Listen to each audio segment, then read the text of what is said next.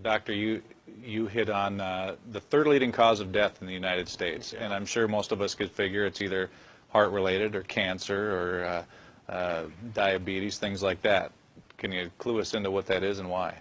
Yeah, okay, and thank you for asking that, because this is the 10,000-pound gorilla in the room that nobody's talking about. The third leading cause of death, as published in the Journal of the American Medical Association, is MD-directed treatments. This means you go to a medical doctor, an MD. He gives you a treatment and you die from it. According to the United States Department of Health and Human Services, 15,000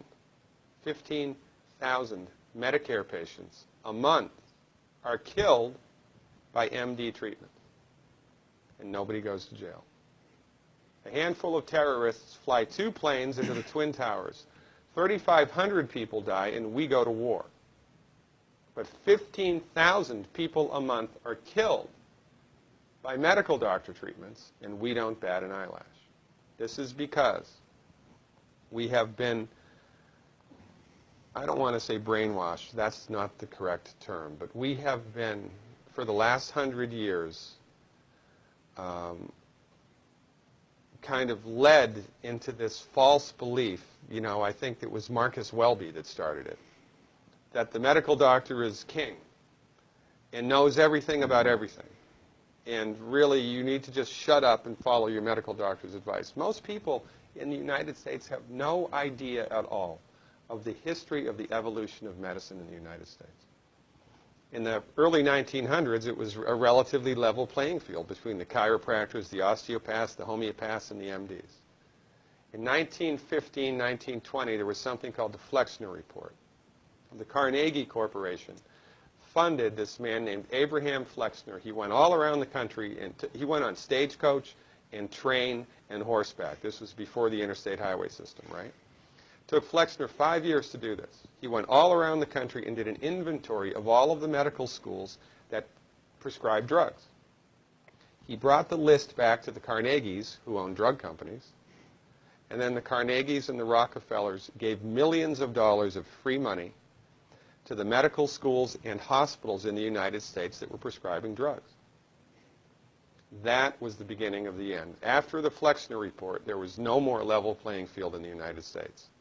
And the MDs started a juggernaut that's taken off. Most people in the United States think that the predominant medicine here, MD-directed pharmaceutical medicine, we think that those guys are top dog because their therapeutics are better than the homeopaths or the naturopaths or the chiropractors. It's not. They're in the driver's seat because of political and financial coalitions that were built at the turn of the century that most people have no idea of at all. And it's a gigantic problem. And I mean, it's crazy, right? It's the third leading cause of death.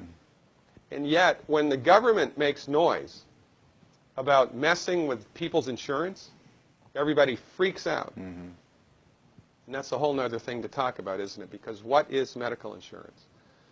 When you buy medical insurance, what are you doing? You're betting that you're going to get so sick you will not be able to afford it. Mm-hmm. Right? Yeah.